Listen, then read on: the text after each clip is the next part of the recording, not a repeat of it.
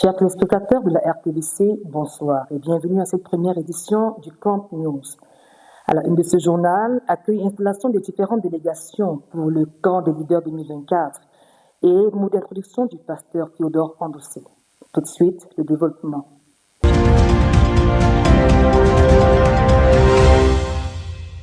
Journée inoubliable qui restera dans les cœurs, ce 1er août a marqué le lancement officiel du tout premier camp de leaders pour mai 2024.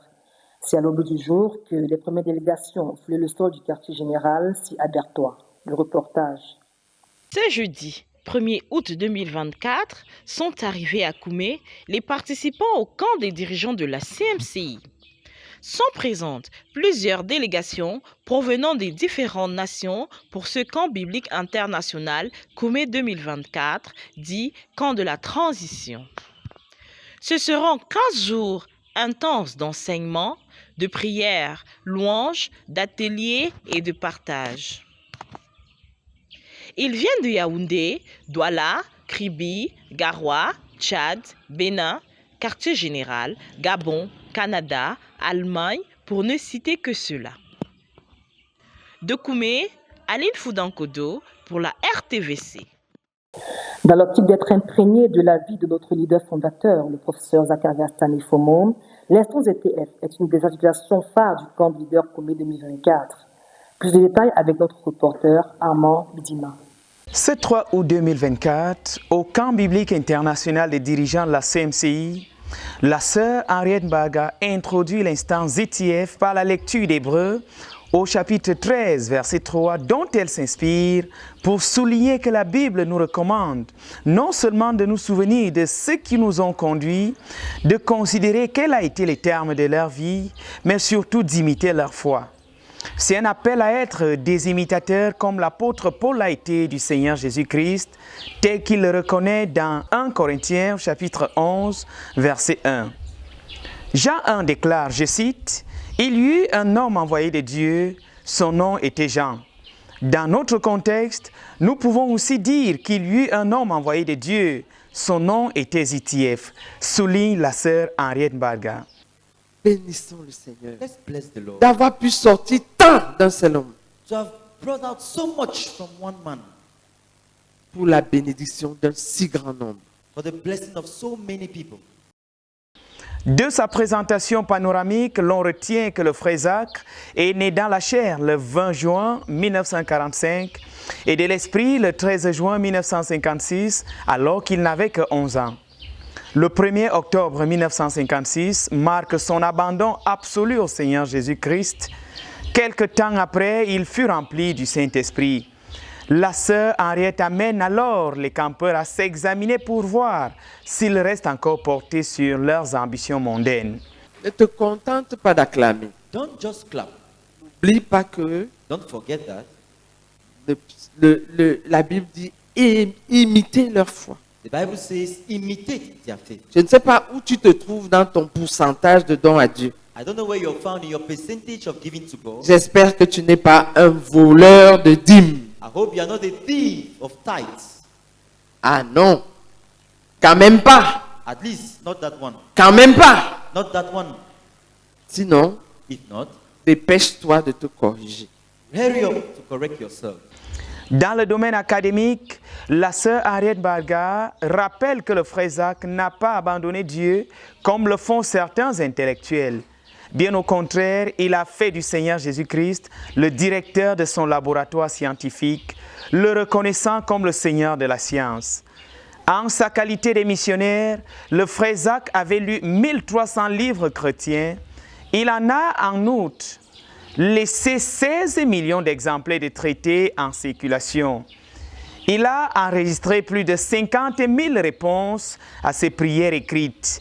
La sœur Henriette Mbaga rappelle également que le frère Zach a également effectué plus de 100 marches de prière de 5 à 45 km, ainsi que 1200 voyages nationaux et internationaux sur les 6 continents dans 66 nations.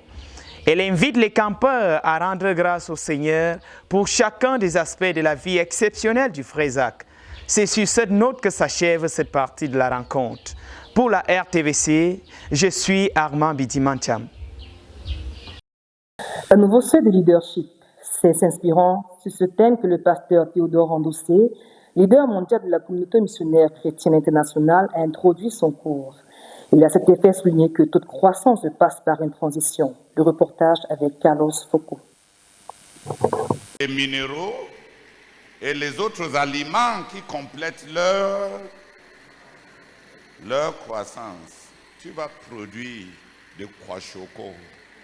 Dans son message introductif du camp des leaders Koumé 2024, ce vendredi 2 août, le frère Théodore Andossé, leader mondial de la CMCI, commence par dire que toute croissance comporte une transition influencée par un changement.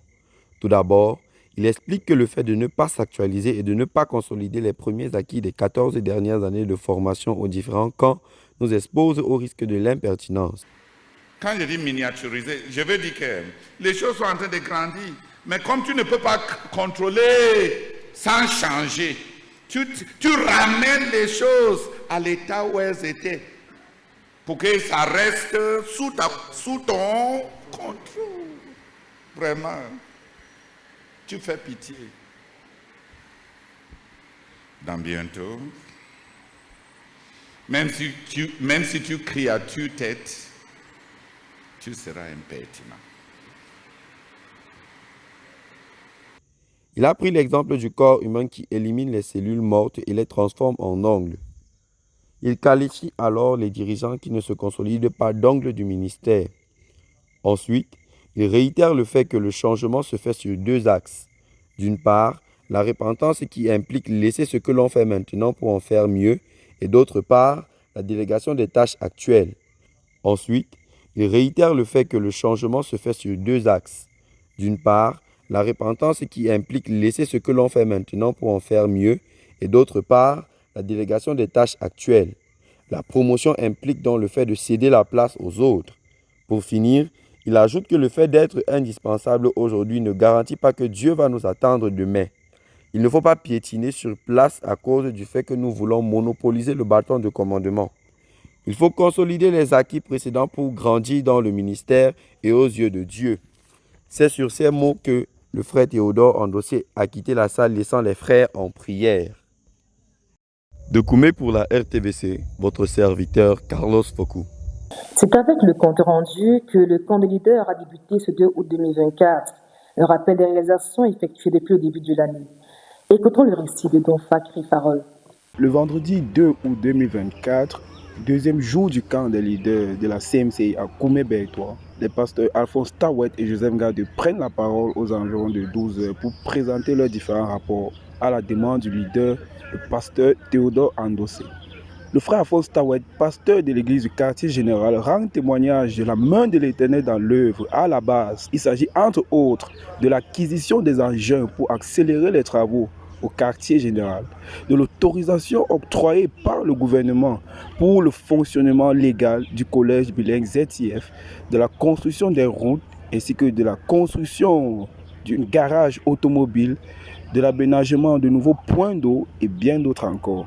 Le pasteur Joseph Gande, quant à lui, rend compte de sa tournée d'évangélisation qui aura duré 45 jours, portant sur le thème « Tout est accompli ». Outre les différentes régions du Cameroun, cette tournée a également atteint des pays tels que la RCA et le Tchad. Nous bénissons le Seigneur pour sa main à l'œuvre dans notre ministère. De Koumé pour la RTVC, Thème Fariva. Un dispositif sanitaire exceptionnel a été mis sur pied par le comité d'organisation pour assurer le bien-être de chaque campeur. La suite avec notre reporter. Le comité d'organisation du camp des leaders a mis en place un dispositif sanitaire exceptionnel pour assurer le bon déroulement de cet événement de grande envergure.